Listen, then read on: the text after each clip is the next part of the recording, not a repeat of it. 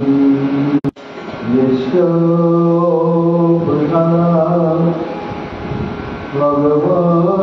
भगवत्प्रसादो यस्याप्रसादो गतिकुतोऽपि ध्ययोस्तु वंस्तुष्टो यशस्वी सन्धान वन्दे गुरुश्री चरणरविन्द्रम् गुरुकृपा घनीभूतम् प्रभुश्री हरिनन्दनम् मम जीवन सर्वस्वम् भक्त्या नौमि पुनः पुनः अजानलंबितो भूतो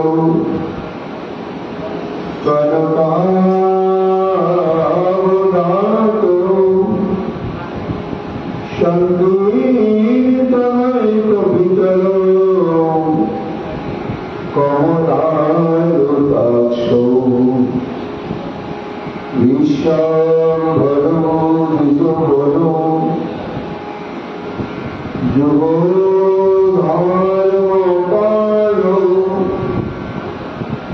वन्दे प्रभुप्रियवरो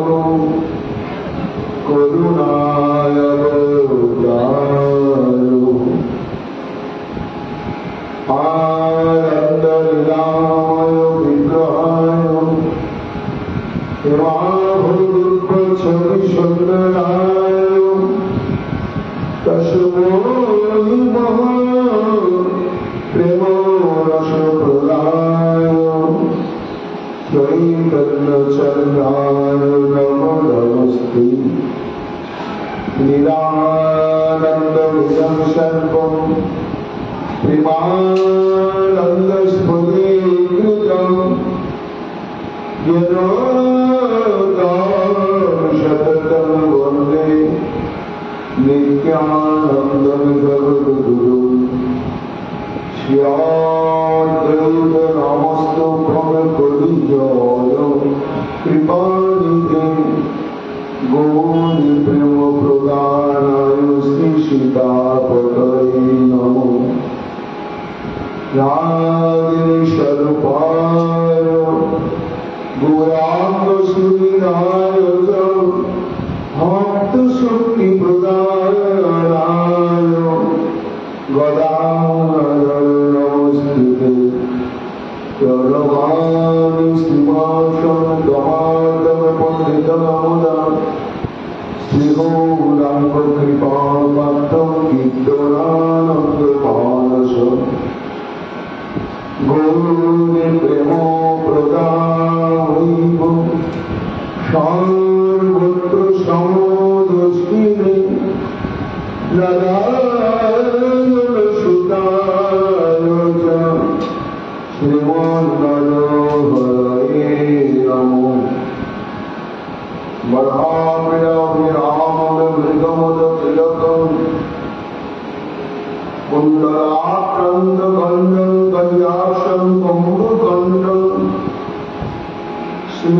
स्मेतशुभमुखं सादरनस्तवेनं श्यामं शान्तं त्रिभङ्गं लोहिकरं वसनभूषितं वैजयन्त्यां वन्दे वृन्दावनस्थलभूतिसदकृतं ब्रह्मगोपालमीशम् नमो लीलाय विनोदिने राधाधनुषुधापारं शालिने वनमालिने हे कृष्ण करुणा सिन्धु दीनबन्धु जगत्पते गोपेश गोपिकान्त राधाकान्त नमस्ते मुखां करोति वचालं पङ्गुं लङ्घयते गिरिं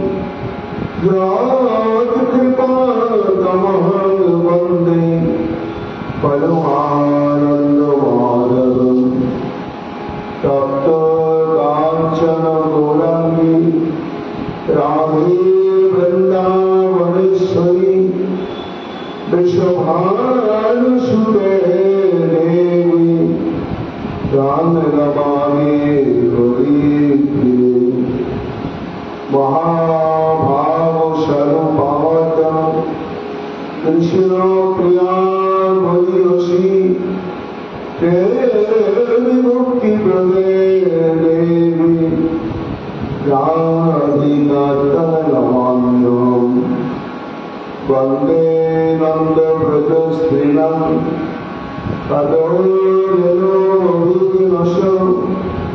या शालभुरिपतगीतं पुनति भुवनत्रयम्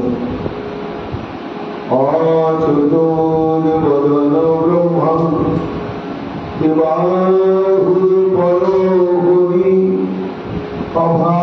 अभानुचनो शम्भुर् भगवान् वदनायनि जगभ्रमणन्तमनुपेतमपेतकृतं द्वैपायनविरहगातयद्हारो पूर्तितन्मयादय कर्मयोगिरेणुस्तं सर्वभूतहितयो मौल्यमानतोऽस्मि तमादिदेवं करुणनिधानं तमादवन्द्रं सुहितावतारम् अपारसंसारसमुद्रसेतुं गजानमहि श्रीभागवतस्वरूपं वञ्चाकल्पतरुभ्यश्च कृपासिन्धुभ्येव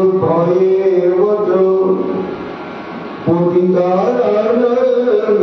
पतितानन्दतमोरेभो वैष्णवेभ्यो नमो नमो जय रूप सनातन भट्टरघुनाथ श्री गोपाल भट्टदासेर गुणा भक्ति भरे बंदी छन गुसाएर चरण जहाँ हইতে বিঘ্ন নাশ অনিষ্ট পুরন जय गौर भक्तवृंद गौर जने प्राण सबे मिलित मोरे निताय गौर भक्ति गान निताय गौर हरि बोल निताय गौर हरि बोल निताय गौर हरि बोल जय जय निताय गौर हरि बोल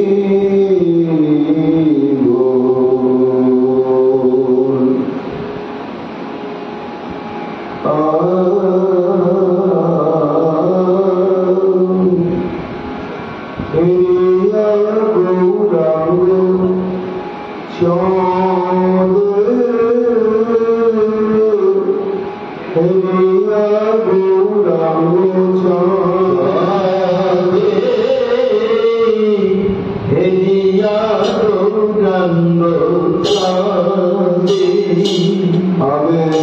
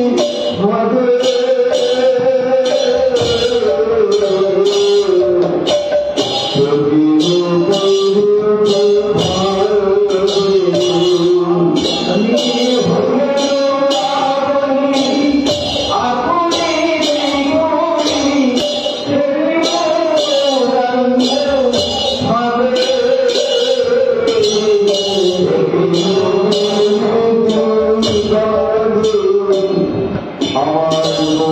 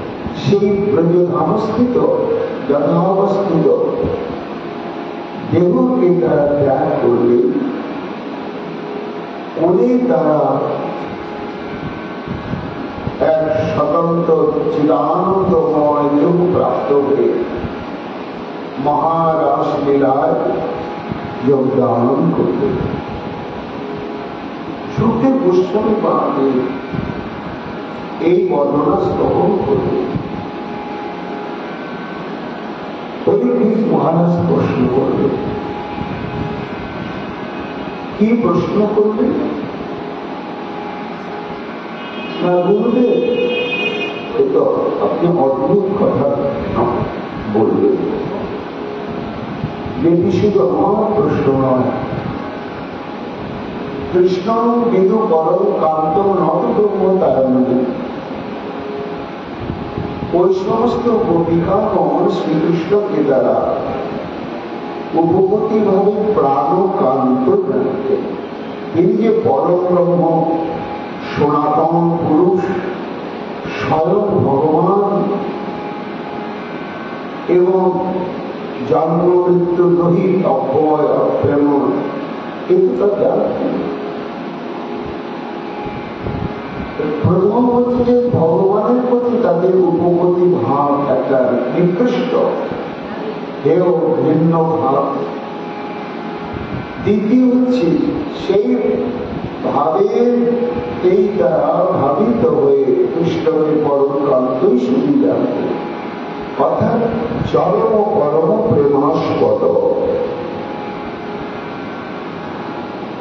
ভগবান বুদ্ধি অন্তরে না জানলে, ভগবত তত্ত্ব না জানলে কি করে জীবের কোন প্রবাহ প্রশমিত হয়? এটাই আমার হিসাবে নিচ্ছে না বলতে। প্রশ্ন করলেন কেন? না, এই মুহূর্তে যদি মহারাজ পরীক্ষিত প্রশ্ন না করতেন, তাহলে ভাগবত প্রচারিত হওয়ার পরে পরবর্তীকালে প্রত্যেকটি মানুষের মনে অন্তর্তব্য বা সাধারণ মানুষের মনেই প্রশ্নটা জাগতই, এবং সেই প্রশ্নের উত্তর প্রদানের জন্য আর উপযুক্ত বক্তা থাকতেন। তাই যেন অনন্ত কোটি মানুষের অন্তরে জিজ্ঞাসা এবং বর্তমান কালে ভবিষ্যৎ কালে জিজ্ঞাসাটাই মহারাজ পরীক্ষিত গুরুদেব রুক্মিণীর প্রতি করলেন। এইবার সুখদেব গোস্বামী বুঝতে পারলেন যে পরীক্ষিত আমাকে যে প্রশ্ন করছে, প্রশ্নটা নিজের মনে নয়। কেন? পরীক্ষিত তত্ত্ব, কেননা মাতৃগর্ভে সে ভগবত সাক্ষাৎকার লাভ করেছে, যাতে দর্শন মাত্র বিদ্যতে হৃদয় গ্রন্থি চিত্ততে সর্বসংস্কারা। জীবনের ভগবত তত্ত্ব সম্বন্ধে যত সংশয় সন্দেহ থাকে, ভগবত সাক্ষাৎকার লাভ করলে চিরকালের জন্য সেটি খণ্ডন হয়ে যায়। আর হৃদয় গ্রন্থি শক্তি হচ্ছে দেহদৈহিক সম্বন্ধের বন্ধন বা ত্রিগুণাত্মিকা মায়ার বন্ধন, এটাও খণ্ডন হয়ে যায়। তাই সেটা খণ্ডন হয়েই গিয়েছে। এবং পরবর্তীকালে কুরুক্ষেত্রের যুদ্ধে অবসানে ভগবান যে শ্রীকৃষ্ণ কুরুক্ষেত্রে দাঁড়িয়ে যে গীতার বাণী বললেন, মহারাজ পরীক্ষিত পরম্পরাক্রমে সে গীতার তত্ত্ব সমূহ উপলব্ধি করেছে। কাজে তত্ত্ব জ্ঞানের দিক থেকে মহারাজ পরীক্ষিতের অন্তঃকরণে প্রশ্নটা জাগা ঠিক নয়, কিন্তু তবু প্রশ্ন করলেন কেন? না, এই অজ্ঞান অন্ধকারে বিমোচিত সত্যি মন্ডলী তারা ভগবানের এই সমস্ত লীলাগুলোকেও সিদ্ধান্ত বুঝতে পারবে না। তাই এই বিষয়ে একটা ব্যাখ্যার প্রয়োজন আছে, যেটি পরবর্তীকালে পরম্পরা ক্রমে মানুষ শ্রবণ করে বিচার করে ভগবত বিষয়ে তাদের ধারণাটাকে পরিবর্তন করে দিতে পারে। তার জন্যই পূর্ব শ্লোকে যখন প্রশ্ন করলেন, তখন শ্রী সুখবাচ শ্রী সুখমণি খুব আনন্দিত, কেননা শ্রোতা যদি বক্তব্য হয়, রসজ্ঞ হয়, সিদ্ধান্তজ্ঞ হয়, তাই বক্তার বক্তব্য রাখতে খুব সুখ হয়, আনন্দ হয়। তাই অত্যন্ত আনন্দের সন্লসিত হয়ে বললেন, উত্তম পুরস্কার এ তত্ত্বে 14 সিদ্ধি যথাগত। পরীক্ষিত প্রশ্নটা তুমি করলে, প্রশ্নটা সময় উপযোগী, কিন্তু এই প্রশ্নটা আমি জানি প্রমাণ নয়, কারণ তোমার এই সংশয় আমি ছেদন করেছি অনেক আগে, যখন আমি সপ্তম স্কন্ধে দেবশ্রী নারদ যুধিষ্ঠির সংবাদ করেছিলাম, তখনই এই সিদ্ধান্তটাকে তোমাকে আমি বলেছি। তখন তুমি নিশ্চয় অবহিত হয়েছিল। উত্তম আমি বলেছি প্রস্তাবিত পূর্বে কোথায় 14 সিদ্ধি যথাগত। 14 মানে ছেদিরাজ দমঘোষের পুত্র শ্রীকৃষ্ণের পিসেমশাই হচ্ছে দমঘোষ, নিজের পিসেমশাই, আর তিনি হচ্ছেন ছেদি রাজ্যের অধিপতি। এই জন্য তাকে ছেদিরাজ বলা হয়, আর তার পুত্র হচ্ছে চৈত্র, অর্থাৎ শিশুপাল। তাই উত্তম প্রস্তাবিত 14 সিদ্ধি, সেই শিশুপাল জন্মাবধি কৃষ্ণ বিদ্বেষী এবং কৃষ্ণ বিদ্রুপ, কিন্তু সিদ্ধি জন্মাগত। সারা জীবন কৃষ্ণকে কৃষ্ণ বুদ্ধি নয়, ভগবত বুদ্ধি নয়, মহাশত্রু বুদ্ধি, এই মহাশত্রু বুদ্ধি পোষণ করেও সিদ্ধি যথাগত। সে গুণের বন্ধন থেকে মুক্ত হয়ে সাধুর্য মুক্তি লাভ করল। তাই নিঃসন্দেহে নিষেধে সে ভগবানের প্রতি যদি কেউ বিদ্বেষ পোষণ করতে করতে তন্ময়ত্ব প্রাপ্ত হয়, তখন সে ওই তন্ময়তার গুণের জন্যই সে পরাগতি লাভ করে। সেখানে তো শিশুপালের কৃষ্ণের প্রতি ছিল শত্রু বুদ্ধি, আর শিশুপালের প্রতি শ্রীকৃষ্ণের শত্রু বুদ্ধি কেন? যে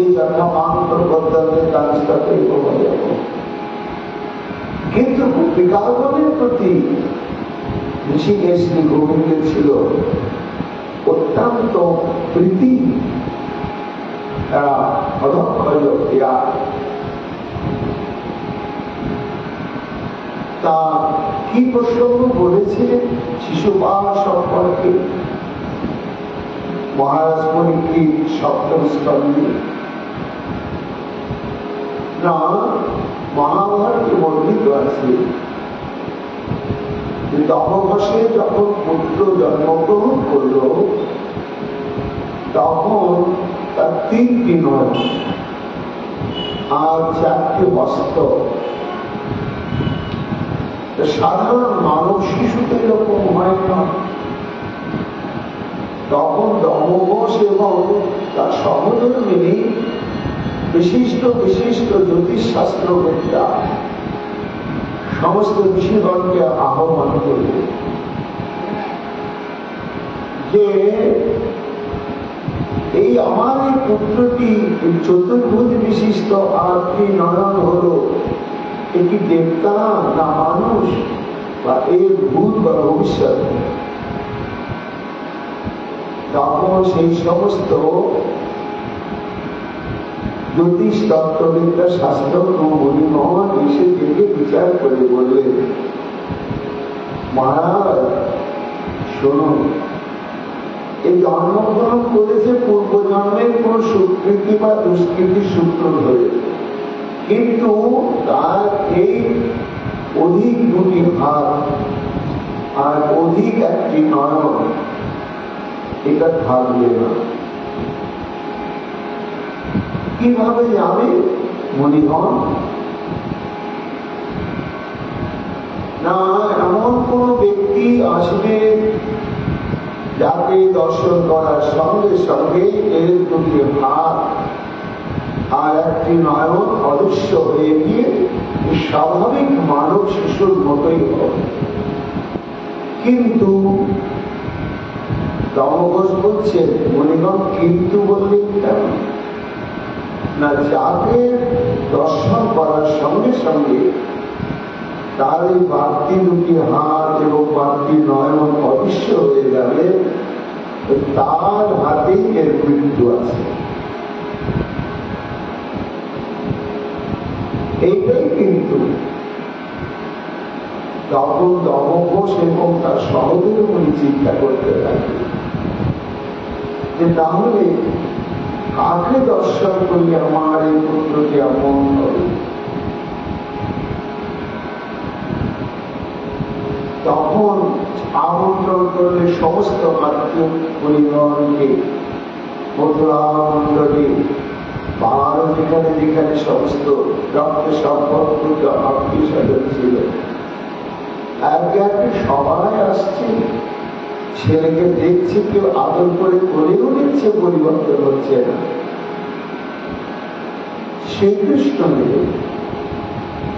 শ্রীকৃষ্ণকে এসছে, বিষ্ণুমা বলছে কৃষ্ণ এসেছে তোমার ভাই হয়েছে, কিন্তু দেখো বাবা কি অদ্ভুত, এর আমার তিনটি নয়ন আর চারটি হাত, তাই তো খুশি। তাহলে কি মানুষ না দেবতা কে জানে? এই বলে সামনে গিয়ে যেই তাকিয়েছে আর সঙ্গে সঙ্গে দুটো হাত হারিয়ে গেল আর একটি নয়ন হারিয়ে গেল। গিয়ে পূর্বের মতন স্বাভাবিক মানব সন্তানের মতন হয়ে গেল। তখন দমঘোষ এবং তার সহোদর দুই বুঝলেন সর্বনাশ, কিন্তু ভাগ্নের হাতে, কৃষ্ণের হাতেই তোর মৃত্যু হবে। তাহলে তখন কথাটা ব্যক্ত করলেন না। কৃষ্ণকে কাছে টেনে নিয়ে পিসিমা বললেন, বাবা আমি তোমার পিসিমা মানে মায়ের মতো, আর আমার যে সন্তান এও তোমার নিজের ভাইয়ের মতোই বাবা। এই বলে কৃষ্ণের হাতটা ধরে বলছে যে আমার এই ছেলেটা যদি তোমার কাছে কোনো দোষ করে কখনো, তুমি একে ক্ষমা করে দেবে কিনা বলো, আমাকে কথা দাও। যে যদি কখনো এর স্বভাব দোষে তোমার কাছে কোনো দোষ করে থাকে, তুমি ক্ষমা করে দেবে কিনা আমাকে কথা দাও। তখন শ্রীকৃষ্ণ বললেন, অপরাধ শতং কাম্য মায়াজস্য পুত্রস্যতা পুত্রস্য দেবদাস্য মাত্রং শোকে মনঃ বৃথা। পিসিমা তুমি মনে কিছু করো না, তোমার এই পুত্রটি বধযোগ্য হলেও, আমার হাতে হত্যাযোগ্য হলেও এর শত অপরাধ আমি ক্ষমা করে দেব। অপরাধ শত ক্ষমা। তখন মা এবং দমঘোষ ভাবলেন স্বামী স্ত্রী যে আমার ছেলেটা 100টা দোষ কোনোদিনই করবে, আর 100টা দোষ হবেও না। আর কৃষ্ণ তো কথা দিয়েই গেল যে 100টা দোষ পর্যন্ত ক্ষমা করবে। কাজে 100 বেশি কোনোদিন দোষ করবে না। এ আমার ছেলেটি হবে পরাক্রমশালী এবং জন্মসূত্রে কৃষ্ণবৃত্তের স্বভাব প্রাপ্ত হয়ে শিশুপাল পরবর্তীতে যখন যৌবনে পদার্পণ করলেন, খেতে নিতে স্মৃতি প্রসব সর্বক্ষণ কৃষ্ণ নিন্দা ছাড়া থাকে, অনর্গণ কৃষ্ণ নিন্দা কৃষ্ণ নিন্দা কৃষ্ণ নিন্দা। এবং পরবর্তীতে রাজ্য পরিচালনার দায়িত্ব প্রাপ্ত হল। এইবার সেই শিশুপাল যখন কুরুক্ষেত্রের যুদ্ধের অবসানে মহারাজ যুধিষ্ঠির সমগ্র পৃথিবীর রাজা রূপে অভিষিক্ত হলেন, তখন তিনি একটা রাজসূযজ্ঞের অনুষ্ঠান করলেন। আর সেই রাজসূযজ্ঞে কি দেবতা, কি ঋষি, কি আচার্য, কি মণিগণ, কি ব্রহ্মচারী, বানপ্রস্থি এবং পরিব্রাজক পরমহংস সবাই সমাগত হল, কেউ বাকি থাকলেন না। এইবার শুভক্ষণে যজ্ঞের মূল অনুষ্ঠানটি শুরু হবে। তো তার আগে নিয়ম হচ্ছে যে সমাগত যে সমস্ত অতিথিবর্গ এসেছে সবার মধ্যে যিনি শ্রেষ্ঠ পুরুষ তাকে পুজো করতে হবে। পুজো করে তার আশীর্বাদ নিয়ে মূল রাষ্ট্রীয় যজ্ঞের কর্মানুষ্ঠান যজ্ঞানুষ্ঠান শুরু করতে হবে। এখন মহারাজ যুধিষ্ঠির সিদ্ধান্ত নিতে পারছেন না যে লক্ষ লক্ষ সমাগত মণি ঋষি দেবতাগণ এসেছেন, এর মধ্যে শ্রেষ্ঠ পুরুষকে নিজে পারলেন না। এমনিতে তাকে জিজ্ঞাসা করলি, সহজ উত্তর এলো না। সবাই বলে মহারাজ সহদেবকে জিজ্ঞাসা করলেন।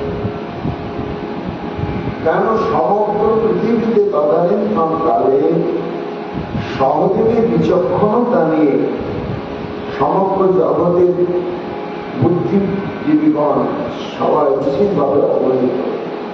তাকে সহদেব যে মন্তব্য বা সিদ্ধান্ত করবে সেটা সর্বজন গৃহীত হবে। তখন যুধিষ্ঠির সহদেবকে জিজ্ঞাসা করবে, সহদেব বিনীতভাবে সহদেবই করবেন যে দাদা বেশি বলবো কি, একমাত্র শ্রীকৃষ্ণই হচ্ছে অন্তর পুরুষ, শ্রেষ্ঠ পুরুষ, তার আরাধনা করে যজ্ঞানুষ্ঠান শুরু করা উচিত। সবাই তো হাত তুলে জয় জয় দিন উল্লাস প্রকাশ করবে। কিন্তু কৃষ্ণ বিদ্বেষীগণ রাজাও তারা উপস্থিত ছিলেন। তাদের মধ্যে ছিলেন এই দমঘোষের পুত্র শিশুপাল। শিশুপাল এটা কিছুতেই আর মেনে নিতে পারবে না। এতদিন তো আড়ালে আবডালে ফাঁকে থেকে কৃষ্ণের নিন্দা সমালোচনা করেছে, কিন্তু এইবার এমন মানসিক ভারসাম্য হারিয়ে গেলে কৃষ্ণের সামনে প্রতিবাদ করে যুধিষ্ঠিরকে বলে, এটা ভারতবর্ষ অন্যায় হচ্ছে মহারাজ যুধিষ্ঠির, এটা আমরা সার্বজনীন ভাবে মেনে নিতে পারছি না। কেন পারছি না? কি করে কৃষ্ণ অগ্রগতি পাওয়ার যোগ্য, কেন যোগ্য নয়? এই সরল 1 নম্বর 2 নম্বর 3 নম্বর করে একে একে কৃষ্ণের দোষগুলো বলে যাচ্ছে। আর কৃষ্ণ গুনছে, গুনতে গুনতে যখন 100 পার হয়ে গেল, 101, 102, 103, 104, সঙ্গে সঙ্গে শ্রীকৃষ্ণ সুদর্শন চক্র বেছে দিলেন। আর এই প্রকাশ্য রাষ্ট্রযজ্ঞের মহাযজ্ঞ সভার মাঝখানে সুদর্শন চক্র শিশুপালের শিরচ্ছেদ করল। সেই মুহূর্তে অন্য কারো চোখে পড়ল না, যুধিষ্ঠিরের চোখে পড়ল। যখন শিরচ্ছেদ হয়ে গেল তখন শিশুপালের আত্মা দেহ থেকে বেরিয়ে জ্যোতিষ স্বরূপে কৃষ্ণের চরণে বিলীন হয়ে গেল। এই যখন বিলীন হয়ে গেলেন দৃষ্টা মহাভূতম রাজা রাজস্বী মাহাত্ম বাসুদেব ভগবতী সাজুজ্জন চেদি ভুজ তত্রাসীনং সুরবিষেগ্রাক্ত পাণ্ডুসুতব্রত প্রাপচ্ছ বিস্মিত মনা বলিরাম শ্রীলতা। একমাত্র যুধিষ্ঠির দিকে একেবারে চরম আশ্চর্য সাগরে ডুবে গেল। এটা কি করে সম্ভব? কারণ একে শাস্ত্র বলছে সাজুজ্য মক্ষ বা মুক্তি। এটা কোটি কোটি জন্ম ব্রহ্ম অনুজ্ঞান নিয়ে কঠোর তপস্যা করলেই দেহান্তে এই মুক্তিটি পাওয়া যায়, সাজুজ্য মুক্তি। কিন্তু একটা মহাকৃষ্ণ নিন্দাকারী শিশুপাল কৃষ্ণে যে ভগবত বুদ্ধি যার নেই, ব্রহ্ম বুদ্ধি নেই, সেই মহানিন্দাকারী শিশুপাল কি করে সেই সাজুজ্য পরাগতি মুক্তি লাভ করবে? তাই নিজে কৌতূহল থামতে পারবে। তখন সমাগত ঋষিগণের মধ্যে দেবশ্রী নারদ উপস্থিত। তখন দেবশ্রী নারদকে জিজ্ঞাসা করলেন, ঋষিবর অহো অত্যাদ্ভুতম যত দুর্লভৈকান্তি নামমূর্তি বাসুদেবে পরিতত্ত্বে প্রাপ্তি সত্য বিদ্বিষ। এটা আমার মাথায় হিসাব মেলাতে পারছে না দেবশ্রী, এটা কি করে সম্ভব? কৃষ্ণের ভগবত বুদ্ধি নেই, শত্রু বুদ্ধি, আর মহানিন্দু তার পক্ষে দুর্লভ কান্তি নামটি, এটা দুর্লভ স্বীকৃতি প্রাপ্তি। কেন অনন্ত কোটি সাধক মন এই স্বীকৃতি প্রাপ্ত হয় না, কিন্তু এটা কি করে পেলে? এতর বিদ্যুৎ ইচ্ছাং সর্ব এব ভয়গমন। ভগবান নির্দয়া বেন দ্বিজস্তমসি পাতিত। এই যে ভগবানের নিন্দা করলে যে কি গতি হয় সেটা তোমরা শাস্ত্রে দেখেছ। দেবশ্রী নারদ কোথায় দেখা গিয়েছে না, মহারাজ অঙ্গের পুত্র হচ্ছে বেদ। মহারাজ অঙ্গ বিশাল একবার যজ্ঞ করলে যজ্ঞে দেবতাগণ আমন্ত্রিত হয়ে যজ্ঞ ভাগ নিতে এলেন না। তখন অঙ্গ নিজের প্রতি এত আত্মবিশ্বাসী ছিলেন, তা সব ব্রাহ্মণদের ডেকে জিজ্ঞাসা করলেন যে জীবনে আমি এমন কোন ভুল করিনি, অপরাধ করিনি যার জন্য অসন্তুষ্ট হয়ে দেবতাগণ আমার এই যজ্ঞের অগ্রভাগ গ্রহণ করতে এলেন না। কেন তারা এলেন না? আপনারা এদের জানবার চেষ্টা করুন। তখন ব্রাহ্মণগণ জানতে পারলেন যে অঙ্গের কোন পুত্র নেই, কানপুরে রাজা কর্তৃক যজ্ঞানুষ্ঠানে যজ্ঞভাগ অশুভ, তাই তারা নিতে আসে। এটাই কারণ। অঙ্গ বলছে ঠাকুর সাহেব এটাই যদি কারণ হয় তাহলে এক কাজ করুন, আপনারা পুত্রেষ্টি যজ্ঞ করুন যাতে আমার পুত্র রত্ন লাভ হয়।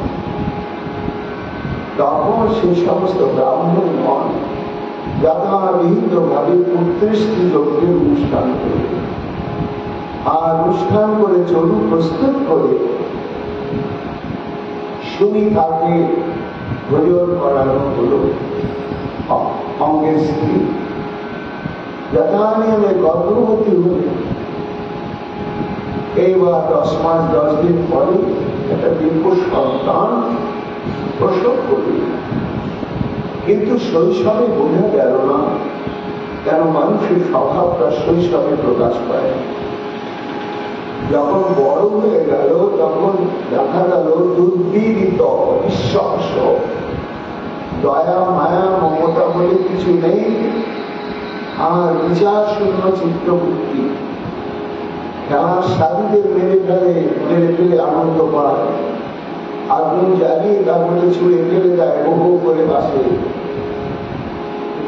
তারপরে যুবক যখন হয়ে গেল তখন সমগ্র সাম্রাজ্যের একটা আতঙ্ক হয়ে গেল।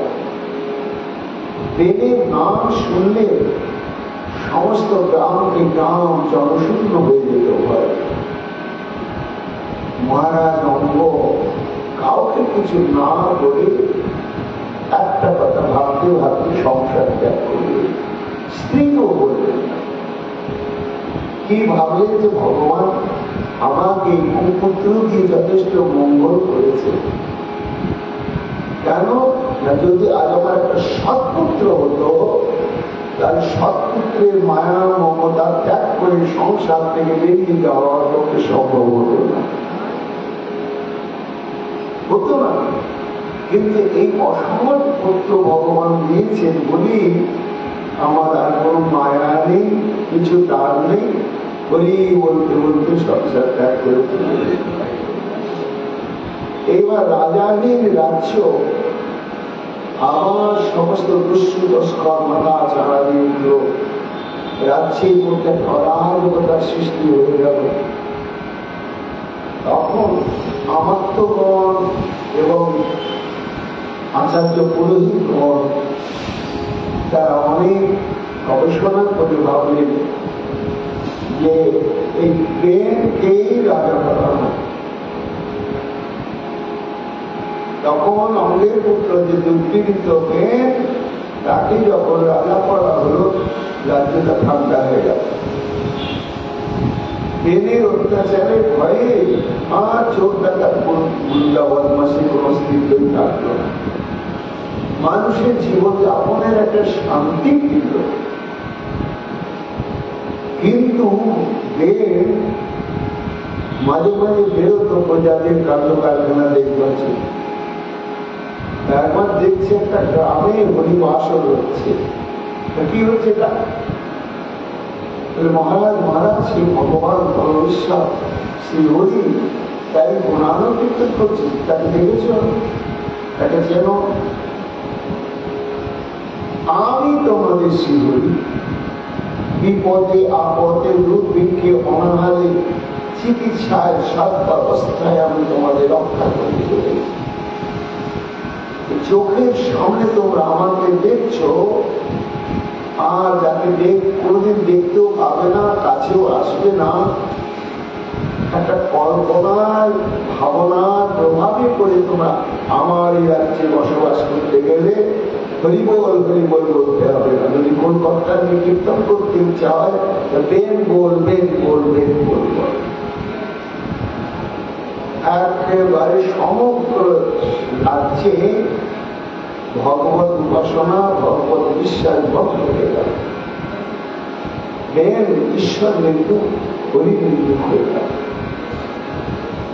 তখন ওই সমস্ত পৌরোহিত আমাত্মগণ চিন্তা করলেন দেশ তো শান্তিতে আছে, কিন্তু ভগবানের নাম বন্ধ হয়ে যাবে, আর ভগবানের নামে নিন্দা, ভগবানের নামে কুৎসা আর সহ্য করা যায় না।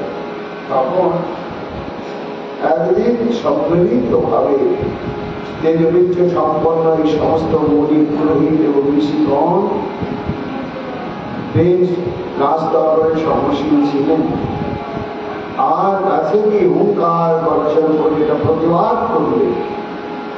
তো ব্রহ্মজ্ঞ ঋষিগণের হুঙ্কারে সঙ্গে সঙ্গে বেদের মৃত্যু হলো এবং তার গতিটা হলো নরকে। কেন না ঋষিগণ বললে তুমি নরকেই যাও, ভগবত বিদ্বেষী ভগবত নিন্দু। বেদ নরক প্রাপ্ত হল। মহারাজ যুধিষ্ঠির সেটাই দেবশ্রী নারদকে বলছে, ভগবত নিন্দার পরিণাম বেদ নরকগামী হল। আর সেই ভগবত নিন্দু শিশুপাল সে একেবারে সাধনা দুর্লভ সাধিচ্য মুক্তি লাভ করল। এই কারণটা কি? আর উত্তর দিতে গিয়ে দেবশ্রী নারদ বললেন যে হে মহারাজ যুধিষ্ঠির, তন্ময়ত্বই হচ্ছে মুক্তির একমাত্র কারণ। সেই তন্ময়ত্বটি কার প্রতি হতে হবে? জেনে বা না জেনেই হোক, সে ভগবানের প্রতি। ভগবানের প্রতি যদি যে কোনো একটা উপায়কে অবলম্বন করে তন্ময়ত্ব আসে, যেমন শিশুপাল কৃষ্ণ নিন্দা করতে করতে তার চিত্ত মন সবসময় কৃষ্ণময় হয়ে গিয়েছে। সার্বক্ষণ প্রসঙ্গ উঠলে কৃষ্ণের নিন্দা আরম্ভ করবে। কৃষ্ণের নিন্দা করতে গেলে কৃষ্ণকে ভাবতে হচ্ছে। এইভাবে কৃষ্ণের নিন্দা করতে করতে কৃষ্ণের ভাবনায় ভাবতে ভাবতে ওর নিজের অজ্ঞাত সারেই শত্রু ভাবের সে তন্ময়ত্ব লাভ করেছিল। কার প্রতি? না, শ্রীকৃষ্ণের প্রতি। এই তন্ময়ত্ব, ভগবানের প্রতি যে তন্ময়ত্ব, শুধু কেবলমাত্র একটা ভাবেই আসে না। কামার নিশান ভায়া স্নেহা যথা ভক্তেশ্বরে কোন আবশ্যক অভাবিত্বা ভাবস্তদ্বদীনতা। দেবশ্রী নারদ যুধিষ্ঠিরকে বললেন, মহারাজ, এই ভগবানের প্রতি যে তন্ময়ত্বটা জাগার একটা কারণ হচ্ছে কাম, একটা হচ্ছে দেশ, একটা হচ্ছে ভয়, একটা হচ্ছে স্নেহ। এই যে কোনো একটিকে যদি গভীর ভাবে অবলম্বন করে তাহলে কৃষ্ণের যেটা তন্ময়ত্ব ছিল যায়। আর যখনই কৃষ্ণেতে তন্ময়ত্ব আসবে তখন তৎ অবহিত তার কোটি কোটি জন্মের যত কৃত পাপ, সমস্ত পাপের প্রভাব থেকে মুক্ত হয়ে সে তখন দুর্লভ গতি প্রাপ্ত হয়। যুধিষ্ঠির বললেন, দেবশ্রী তাই কাম ক্রোধ ভয় এইসবের মাধ্যমে কৃষ্ণের তন্ময়ত্ব এলে তার পরবর্তী লাভ হয়, এর কোন দৃষ্টান্ত আছে? তখন যুধিষ্ঠিরকে দেবশ্রী নারদ বলেছিলেন, সেই কথায় পরীক্ষিতকে বলছেন সত্যি। যুধিষ্ঠির বললেন, হে মহারাজ যুধিষ্ঠির, ব্রজের যে গোপিকা বৃন্দ তারা শ্রীকৃষ্ণকে কামাসক্ত হয়ে তন্ময়ত্ব লাভ করেছে, আর ভয়ার কংস সাযুজ্য মুক্তি লাভ করলো। কংস তন্ময়ত্ব লাভ করেছিল ভয়ে।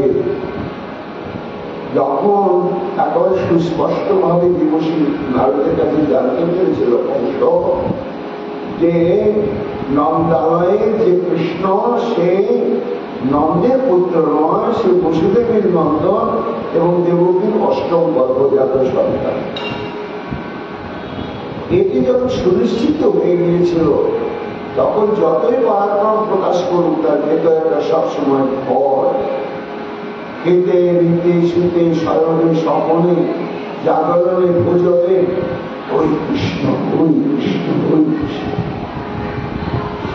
তাই কামের আসক্তিতে গোপীগণ আর ভয়ের আসক্তিতে হচ্ছে কংস। দেশার চেতাদায়ক আর বিদ্বেষ ভাব প্রগাঢ়ভাবে পোষণ করার জন্য শিশুপাল এবং সমুদ্র কৃষ্ণয় আর যদুবংশীয় যারা শ্রীকৃষ্ণের হিতাকাঙ্ক্ষী স্বজন বৃন্দ, এরা সমুদ্রের সূত্র ধরে তন্ময়ত্ব লাভ করেছিল এবং পিতা মাতার স্নেহের তন্ময়ত্ব লাভ করেছিল। এইভাবেই তাদের পরাগতি লাভ করেছিল। তস্মাৎ বৈরানো বন্ধেন নির্ভয়ের ভয়ের বা স্নেহ কামেন বা যুঞ্জা পতঞ্চিত দৃশ্যতেই পৃথক। হে মহারাজ যুধিষ্ঠির, এই যে কোনো একটি ভাবকে অবলম্বন করে কৃষ্ণের তন্ময়ত্ব হলে তখন ভগবান তাকে পরাগতি প্রদান করে। কেন না যে যথামাত্র পদ্ধতি তাম তথৈব ভজাম্য, তার একটা প্রতিজ্ঞা রয়েছে যে যেমন ভাবে বলে আমি তাকে সেইভাবেই ভজন করে থাকি। এই জন্য গোপিকাগণ শ্রীকৃষ্ণের প্রতি যে উপগতি ভাব পোষণ করে কৃষ্ণের তন্ময়ত্ব লাভ করল, করি তাদের গুণের বন্ধন খণ্ডন করে তারা দেহ এবং দেহী এই ভিত্তি সম্যক রূপে তারা একেবারে স্বয়ংসিদ্ধ দশা প্রাপ্ত হয়েছে। তাই যেমন বিপদে পড়ে যদি বস্ত্র ধরে কাউকে আকর্ষণ করে তাকে হত্যা করবার জন্য, তো সে প্রয়োজন হলে বস্ত্রটাকে ছেড়ে দিয়ে বিবস্ত্র হয়ে আত্মরক্ষার জন্য যেন চলে যায়, তেমনি যে দেবতা আত্মীয় স্বজন কর্তৃক বাধা প্রাপ্ত হয়ে কৃষ্ণের কাছে দিতে পারলে না, তখন সেই দেবতাকে তারা হাসতে হাসতে ত্যাগ করবে। ওদের দেহের মধ্যে যে চিদানন্দ স্বরূপময় দেহী রয়েছে, তিনি হচ্ছেন আসল সেই চিদানন্দময় দেহের স্বরূপেই তারা চলবে। নিরামিষাধ্যায় ব্যক্তি ভগবতদেব অপয়স্য অপ্রমেশ্য নির্গুণস্য গুণাগমন। সুরমণি বলছেন, মহারাজ তোমার প্রশ্নের উত্তর আমি দিচ্ছি। এটা আমি এতক্ষণ যে ব্যাখ্যা করলাম, এটা হচ্ছে যে ভগবানের ক্রমভাবে ক্রমভাবে বিদ্বেষ ভাবে যে কোনো ভাবে যে তন্ময়ত্ব লাভ করলে তারা পরাগতি লাভ করবে, এতে আশ্চর্য হওয়ার কিছু নেই। এবার ভগবানের দিকে কথা বলি। ঠাকুর তোমাকে তো ভগবান বলে মানলই না, তোমাকে উপপতি রূপে মানল, তা তুমি তাদেরকে পরাগতি প্রদান করলে কেন? এইরকম একটা প্রশ্ন চিন্তা করে তার উত্তর দিতে গিয়ে সুরমণি বলছে যে মহারাজ পরীক্ষিত, কৃষ্ণের যে অবতরণ এই ভূমণ্ডলে তার মুখ্য কারণ কি জানো? নিরান নিঃশেষাধ্যায় ব্যক্তি ভগবতের সমগ্র তাকে বুঝুক বা না বুঝুক, জীব মাত্রেরই চরমতম মঙ্গল সাধনের জন্যই তিনি অপর এবং অপ্রবল ভক্ত এবং গুণাতীত তত্ত্ব হয়েও তিনি ব্যক্তি অর্থাৎ আত্মপ্রকটিত হন। এইটা তার স্বভাব। যে কোনো ভাবে তুমি যদি আমাদের মনটাকে একবার লাগিয়ে দাও, ওই সূত্র ধরে আমি তো অবতীর্ণ হয়েছি মঙ্গল সাধন করবার জন্য, এই জন্য আমি তোমাদের মঙ্গল সাধনই করলাম। এটা হচ্ছে ভগবানের স্বভাব। কামং ক্রোধং ভয়ং স্নেহং ঐক্যং সহিতমেব চ নিত্যং হরি বিনোদং ভজন্তি তন্ময়তাং হিতে। ভগবানের তন্ময়ত্ব আনতে গেলে মা যশোমতী যশোদা কৃষ্ণের প্রতি কেমন তন্ময়ত্ব, জগৎময় গোপাল ছাড়া সে দেখতেই পেতেন না। সকারায় চক্র ভাবে এবং মধুর ভাবে গোপিকার মূল হচ্ছে তন্ময়ত্ব। এই তন্ময়ত্বের হেতুটা কত প্রকারের হতে পারে? কাম ক্রোধ ভয় স্নেহ ঐক্যম সৌহৃদমের বচন। সুরমণি বলেন, মহারাজ পরীক্ষিত, কাম বশত একাত্মতা, ক্রোধ বশত, ভয় বশত, স্নেহ বশত আর ঐক্যবশত, ঐক্যবশত মানে একাত্মতা। ওই যে সকালে সখা শুদ্ধ সখে করে স্কন্ধে আরোহণ, তুমি কোন বড় লোক, তুমি আমি সম, ঐক্য। আমি কি পার্থক্য? আর শহীদ শব্দের হচ্ছে কৃষ্ণের যারা হিতাকাঙ্ক্ষী সর্বক্ষণ। এই কয়েক প্রকারে যদি তন্ময়ত্ব লাভ হয়, নিত্য ঘর বিরোধকে যাতে তন্ময়তা নিতে, তখন শ্রীকৃষ্ণ তন্ময়ত্ব আসে, আর তখনই তাদের পরাগতি লাভ হয়। না চৈবং বিস্ময় কার্য ভবতা ভগবৎপদে যোগেশ্বরেশ্বরে কৃষ্ণে যত এতদ বিমুচ্যত। পরীক্ষিত একটা কথা বলবো, তোমার মনে কিছু করবে না। ন চ এবং বিষয় কার্য ভবতা ভগবৎ। আমি জানি তুমি তোমার মন থেকে প্রশ্নটা আমাকে করবে,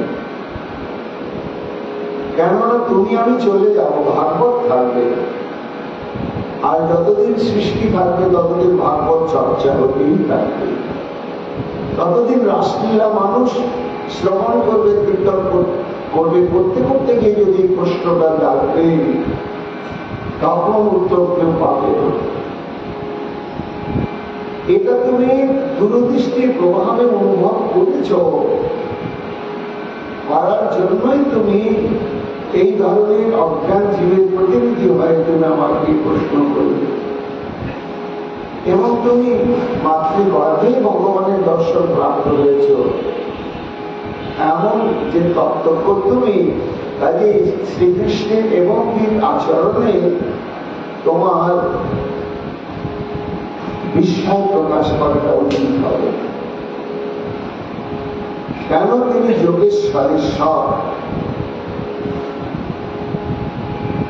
তিনি কখনো দামবন্ধন লীলায় একেবারে ছিটতে পারলেন না, ভগবান চুল বাঁধা দিতে তাকে ছিটতে পারলেন না। কে তিনি? যার নাম প্রাণ ভরে করতে থাকলে দুশ্চেত্ত জমের বন্ধন খণ্ডন হয়ে যায়। স্বয়ং তিনি যার না তার নামকে আশ্রয় করলে দুশ্চেত্ত জমপাস খণ্ডন হয়ে যায়। আর তিনি কিনা মায়ের চুলমালা ফিতে ভিড়টা ছিঁড়তেও পারলেন না, খুলতে পারলেন না। এই যে তোমার একটি অদ্ভুত লীলা, তার পক্ষে সবই সম্ভব।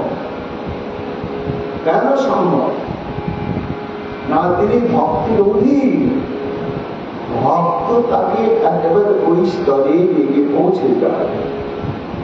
এই জন্য তিনি যে গোপিকাগণকে একেবারে মনের মন্তব্যকে মুক্ত করে নিজের কাছে টেনে আনলেন,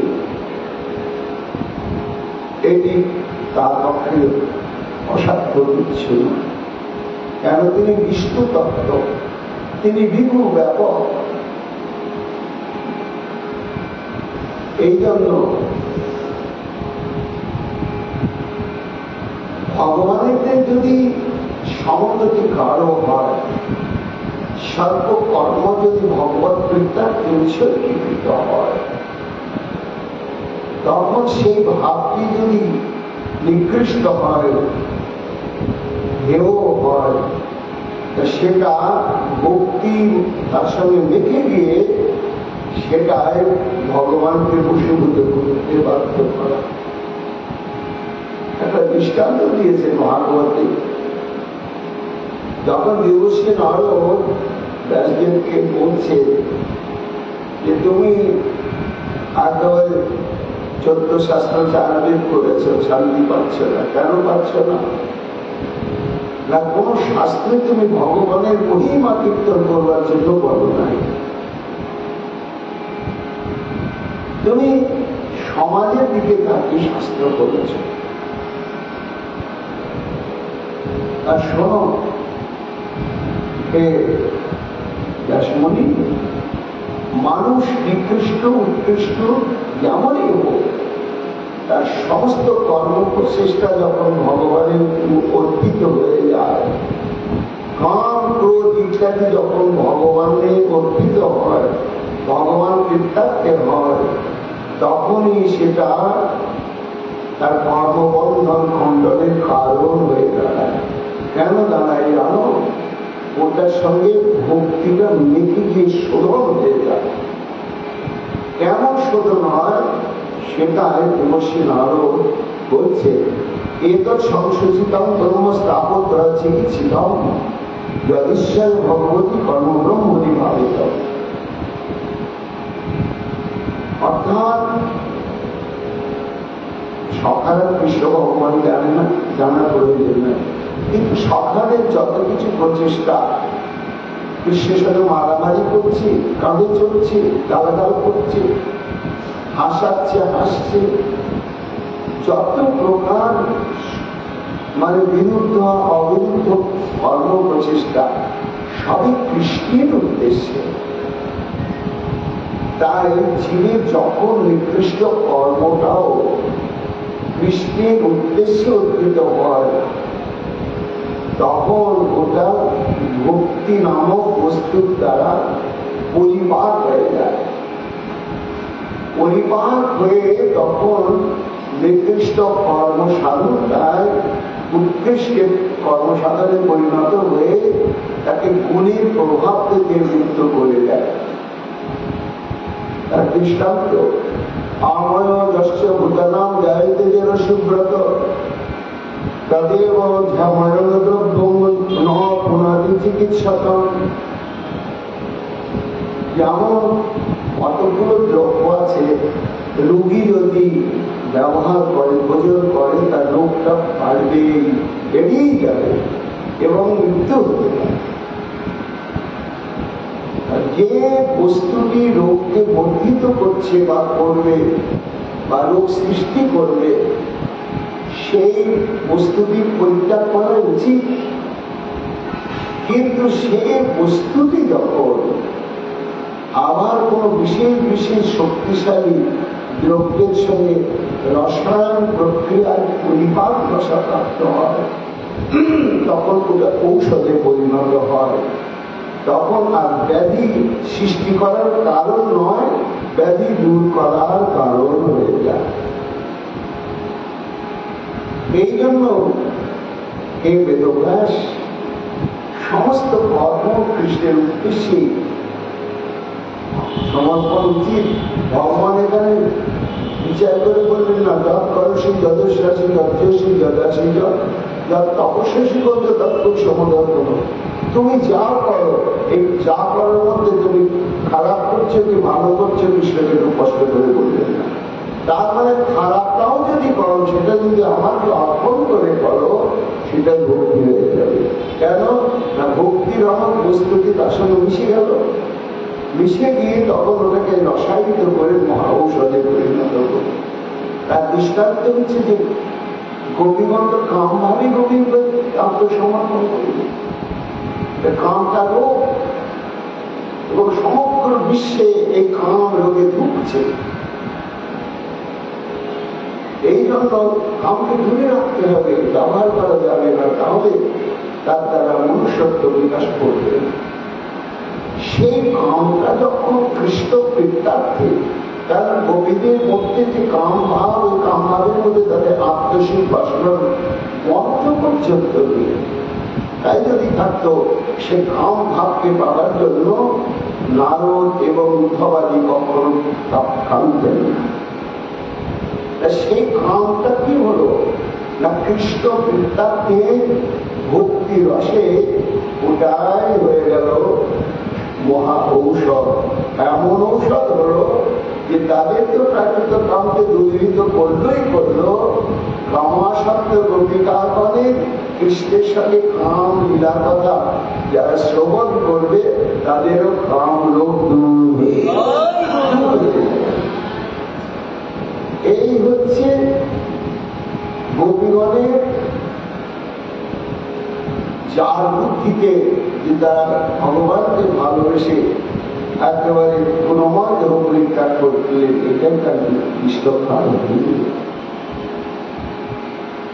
তখন মহারাজ পরীক্ষিত বললেন, গুরুদেব এইবার সম্মুখে আমি বুঝলাম, কিন্তু এই আমার পেছনে যারা তাদের উদ্দেশ্যিত প্রশ্ন করেছিলাম, এইবার তারপরে ভগবান লীলাপুরুষোত্তম শ্রীকৃষ্ণ কি করলেন?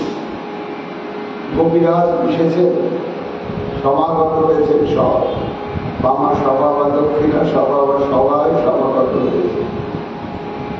তখন সুখমণি বলছেন, মহারাজ তার দৃষ্টান দীপ মায়াতাম ভগবান দূষিত অবদ বদতাম শ্রেষ্ঠ বাচ বেশি বিমোহন।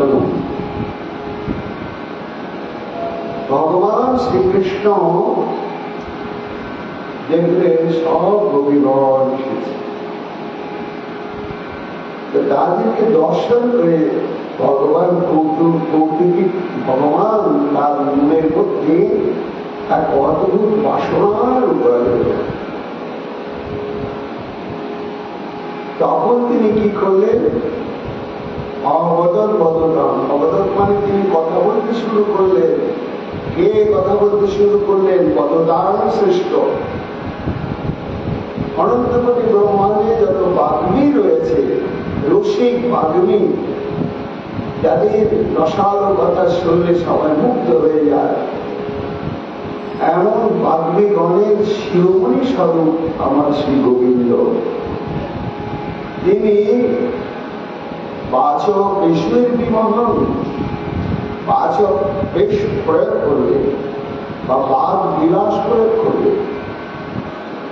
পরীক্ষিত বলছেন, তিনি বাদ বিলাস মানে তাকে পরিষ্কার করে বলতে পারতেন, তাদের সঙ্গে কিছু বললেন, বাদ বিলাস বললেন। যখন সুখমণি বলছেন, মহারাজ এই বাদ বিলাসের মধ্যে রহস্য আছে, অনন্ত রহস্য।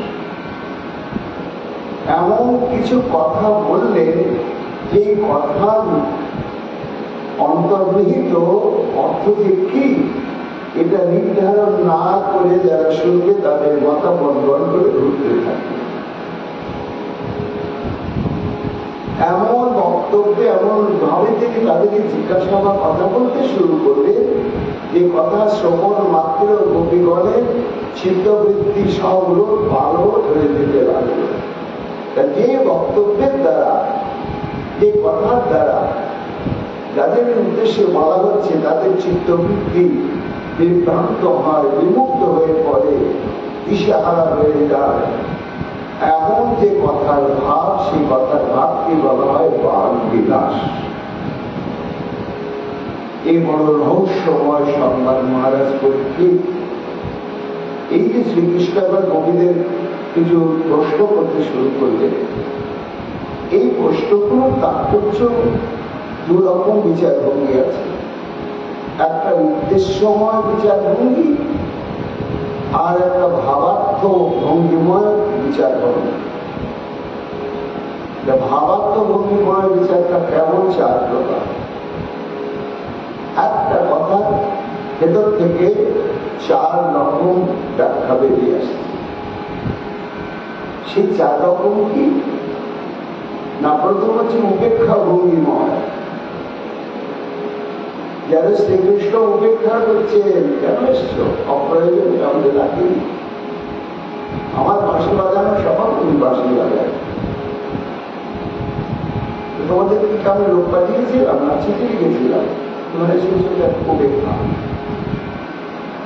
আমার দ্বিতীয় হচ্ছে ওই উপেক্ষা ভঙ্গিময় বাক্যের মধ্যেই গোবিন্দের আন্তরিক বাসনার কথা ব্যক্ত করে প্রার্থনা করছে, তোমরা ঠিক করেছে, এসেছ, যত্ন করতে হলাম। দুরকম। আর তৃতীয় হচ্ছে যে গোপীগণ দিশাহারা হয়ে গেলে দুরকম ভাবে তাদের মধ্যে যাচ্ছে, উপেক্ষাও যেন করছে, আবার আমাদেরকেও চাইছে। শুধু উপেক্ষাময়, শুধু প্রার্থনাময় দুই প্রকার, আর উপেক্ষা প্রার্থনা মিশানো বক্তব্য, এই তৃতীয়। আর চতুর্থ হচ্ছে বাস্তবার্থ ভঙ্গি করে। চতুর্থ যে বক্তব্য সেটি শ্রীকৃষ্ণ যথার্থ বৈদিক ধর্ম বা আর্য ধর্মের যে নীতি বা বর্ণাশ্রম ধর্মের যে নীতি, তেমনি ধার্মিক স্বরূপে নীতিশাস্ত্র স্বরূপে তিনি বাস্তবার্থময় বক্তব্য রাখছেন। এই হচ্ছে ভাবার্থ বিচারে কৃষ্ণের কবিগণকে প্রশ্ন করতে শুরু করবে বা বক্তব্য রাখতে শুরু করবে। এই চারটি হচ্ছে প্রকার। আর কি উদ্দেশ্যে তিনি এরকম ভঙ্গি করে বলছেন না, এই উদ্দেশ্যটা হচ্ছে আমার তিন প্রকার। এটা খুব গভীর ভজনের তত্ত্ব। আপনারা কিন্তু বুদ্ধি না থাকলে আস্বাদন করতে অসুবিধা। প্রথম উদ্দেশ্য হচ্ছে যে এই যে সর্বথা ধ্বংস দায়িত্ব, ধ্বংস কারণে ভগবন্ধন সত্য প্রতি মুহূর্তে ধ্বংস হওয়ার শত শত কারণ থাকা সত্ত্বেও যে ভাববন্ধন একেবারে অক্ষত অদ্ভুত থাকে তাকে বলা হয় প্রেম। সেই প্রেমটা তাদের একমাত্র সমগ্র বিশ্বে গোপীগণের আর কারণ। এই যে গোপীগণের প্রেম যে ধ্বংসরহিত, তাদের কৃষ্ণ নিষ্ঠা, এটা জগতের সামনে প্রকাশ করবার জন্যই ভগবান তাদেরকে বলে ফিরে যাও, ফিরে যাও, ফিরে যাও, ফিরে যাও, ফিরে যাও। কিন্তু তারা কি গেল না, তাদের নিষ্ঠাটা ব্যাখ্যা করেছে শিক্ষাস্তাকে আমাদের গৌরাঙ্গ ইসলামীরা। अस्पृश्य যত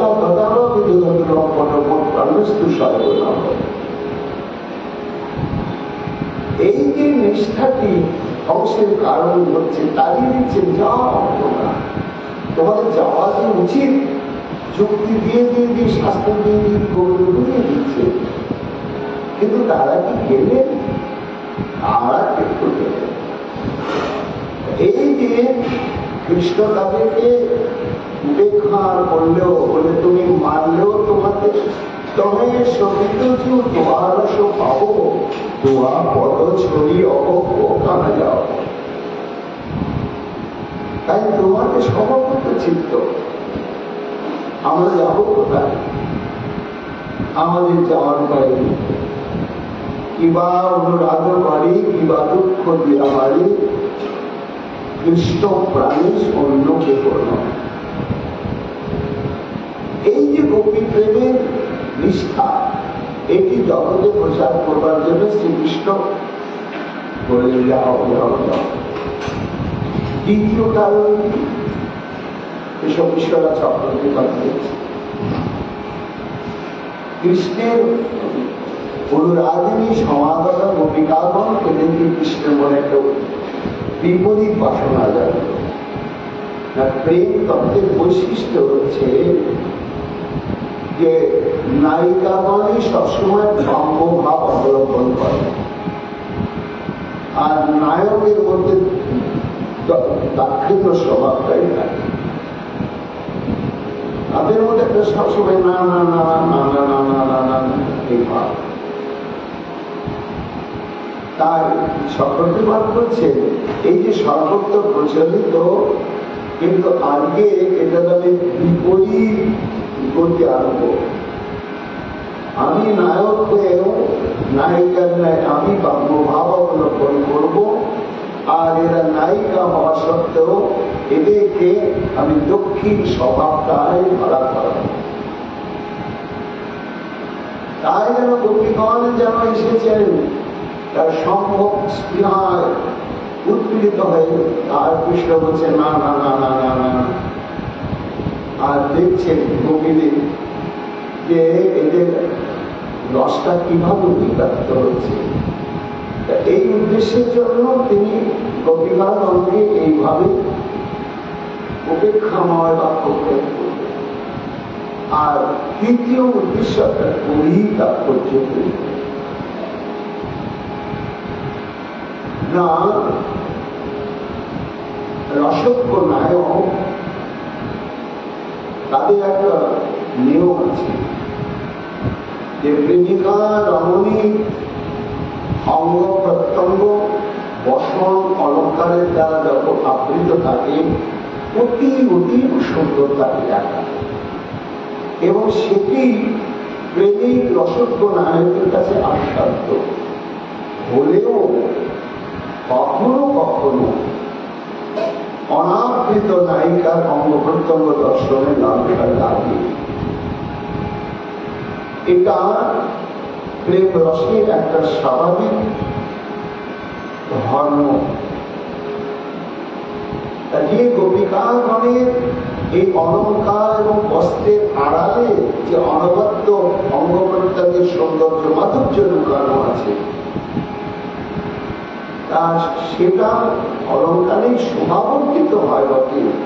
এই জন্য সবসময় বস্ত্রহীন অলঙ্কারহীন কামনা করে না, কিন্তু তবু কখনো কখনো নায়কের অন্তরে জাগে অনাবৃত অঙ্গ প্রত্যঙ্গ দর্শনের জন্য। ঠিক তেমনি নায়িকার অন্তরে যে প্রেম বার্তাটি রয়েছে সেটাও এরা বস্ত্র অলঙ্কারের মতো দেখে রাখে। এই জন্যই নায়িকাগণের প্রেমের উৎকর্ষ এত মধুর। যেমন গোপিকাগণের অনাবৃত অঙ্গ প্রত্যঙ্গের সৌন্দর্য দর্শনের লালসা কৃষ্ণ পূরণ করলেন বস্ত্রহরণলীলা। আর আজকে বাসনা এই যে গোপিকাগণের অন্তরে যে গভীর প্রেমস্পৃহা সেটি বাম্য স্বভাবের বস্ত্র অলঙ্কারে ঢাকা আছে। আজকে তাদের অনাবৃত অঙ্গের মাধুরী আমি আস্বাদন করেছি, এবার অনাবৃত তাদের যে প্রেম এই প্রেমটাকে আমি আস্বাদন করব। আর তা আস্বাদন করতে গেলেই আমাকে অনাবৃত করবার জন্যই বাক্য প্রয়োগ করতে হবে।